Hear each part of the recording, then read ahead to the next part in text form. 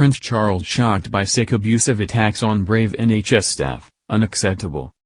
Prince Charles has expressed his shock over the unacceptable ill-treatment of frontline NHS workers during the COVID crisis, hitting out at the wave of violence, attacks and racial abuse they have come up against. The Prince of Wales visited Chelsea and Westminster Hospital today, where he met with London Ambulance Service, LAS, staff and volunteers to hear their harrowing stories. The Queen's eldest son and heir to the throne appeared almost speechless after listening to their accounts, and turned to reporters in disbelief and asked, "You can't believe it, can you?" Between April 2020 and January 2021 there were 529 reported incidents of violence against LAS staff. During the same period there were 834 reports of verbal abuse and threats. And in England, during the 2020 to 2021 period there were 3,569 ambulance staff assaulted, according to NHS figures. This represented a 32% jump from 5 years previously. Charles, 72, said, "When I think of what it has been like for so long, and how many people have been lucky enough to have wonderful paramedics and ambulance staff coming to their rescue. But now you find the situation rising, violence, attacks, verbal attacks, racial abuse and everything else." He added, "To me, it's unreal, unacceptable. Why attack the people who are trying to look after you?" Earlier, Charles had personally asked to meet with paramedics and ambulance crews who had been on the receiving end of attacks. The Prince also met Matt Hancock, the Health Secretary, on his visit to the Central London Hospital. While the cabinet minister tried to coax the royal into an elbow bump, Charles awkwardly declined.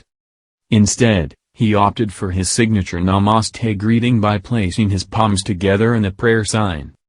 Throughout the pandemic, Charles and the Duchess of Cornwall have been outspoken supporters of the NHS. London Ambulance Service volunteer James Holt met the Prince in a new staff well-being garden at the hospital. Mr. Holt told him, "We get so used to the verbal abuse that we don't ever report it." He added, "It's only when you think about it, you realize how normalized it has become for us. It happens so regularly, we almost forget about it." And Zadia Hussein left the future king almost speechless when she said she once had a knife pulled on her while on a call-out. Ms. Hussein said afterwards, "You have to be so aware of what's around you when you go into a house, which shouldn't be your focus.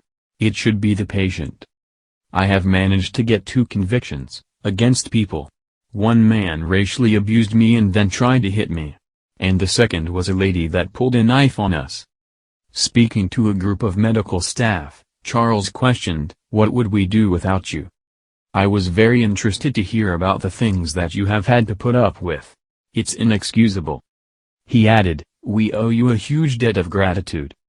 A Clarence House spokesperson said the Prince of Wales was shocked to hear that those who have done so much for all of us in this pandemic are the victims of abuse and violence from a small minority. They added, "NHS frontline staff and volunteers deserve our support, thanks and respect for the important work that they do." Charles and Camilla this week enjoyed a day at the races as they stepped out for Royal Ascot. Last year the organizers of the festival were forced to ban all members of the public due to the coronavirus crisis.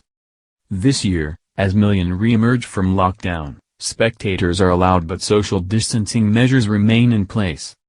Charles and Camilla, 73, pair stylish face masks with their outfits.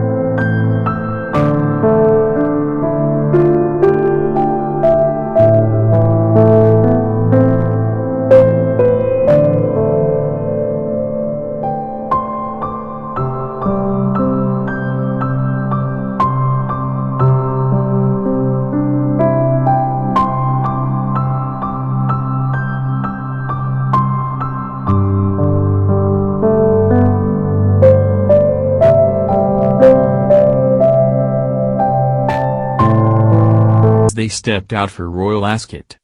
Last year the organizers of the festival were forced to ban all members of the public due to the coronavirus crisis.